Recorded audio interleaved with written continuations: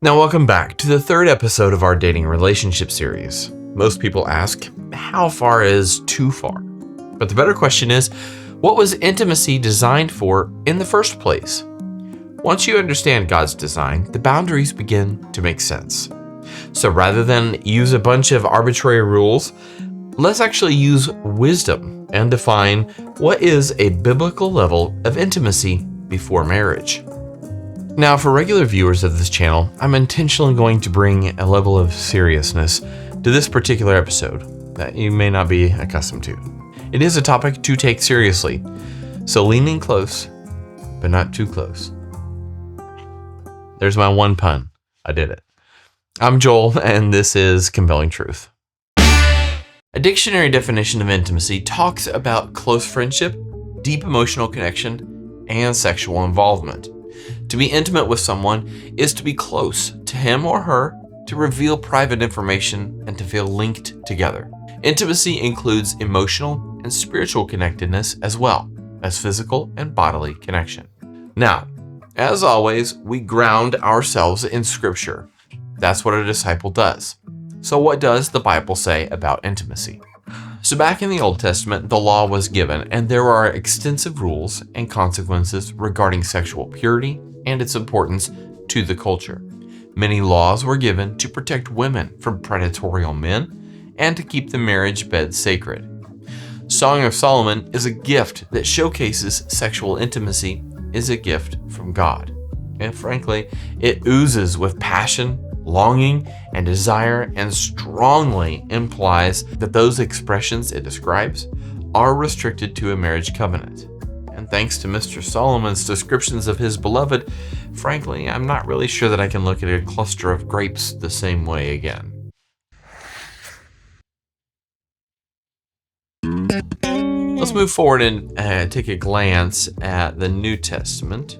I'm reading from the NLT, and this is Paul's advice to the believer.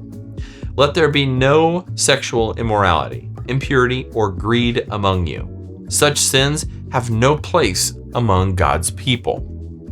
You are purposely on this discipleship journey to become more Christ-like. Hints of sexual immorality, like dry sex, foreplay, nudity, pornography, and the like, are unacceptable to saints. Why?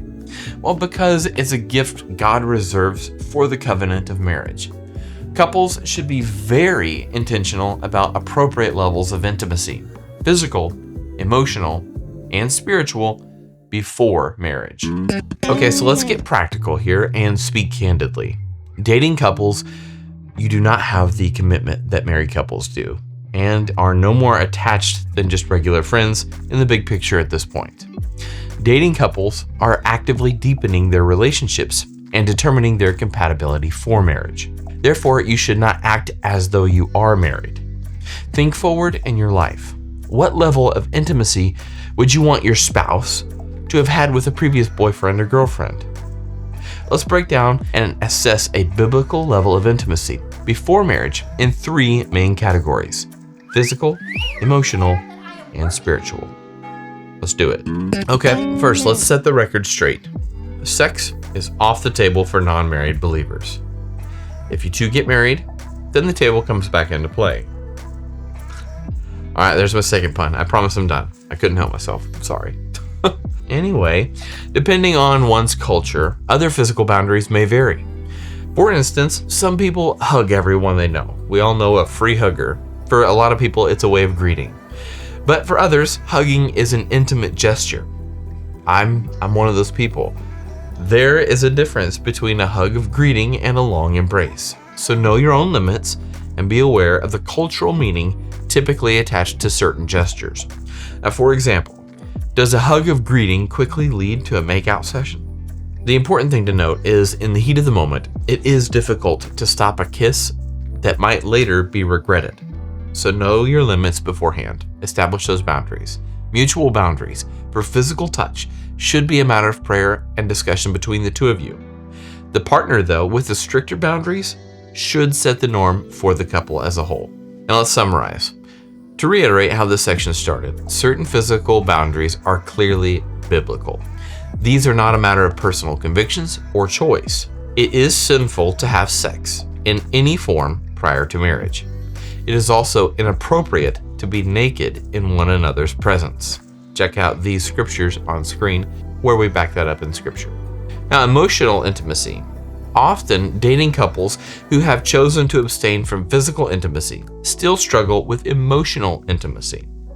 Emotional intimacy occurs when couples share their inner thoughts with one another so much and rely on one another for emotional support. To an extent, don't get me wrong, to an extent, dating couples will naturally become more emotionally intimate. This is normal, and with trust, they become more deeply emotionally linked. However, it is wise for couples to continue to guard their hearts. Dating implies no long-term commitment. When couples find their only emotional support in one another, they set themselves up for heartbreak. There should be private portions of a heart that a person only shares with his or her spouse. Caution tip for you, be careful not to overshare. Now, the third and final area, spiritual intimacy. Some well-intentioned Christian couples begin devotions or prayer times with one another. They're great practices, don't get me wrong, but they also need boundaries. Your relationship, my relationship with God, is perhaps the most intimate thing that either one of us have. And there is a blind spot here. If you only study with your significant other, unknowingly, you could be interweaving your thoughts and beliefs from a loving relationship with Christ and blending it with your earthly partner. Feelings get weird sometimes, and this one can be very sneaky, so watch out. So we know that truth only transforms when it is applied. Most of this episode has actually been a lot of suggestions and guidelines. So let's take just a minute to hone in and lay out an application path for a couple with questions that you can ask yourselves. First, how do you define and maintain your personal boundaries in dating relationships to ensure that you honor God, your partner, and yourself?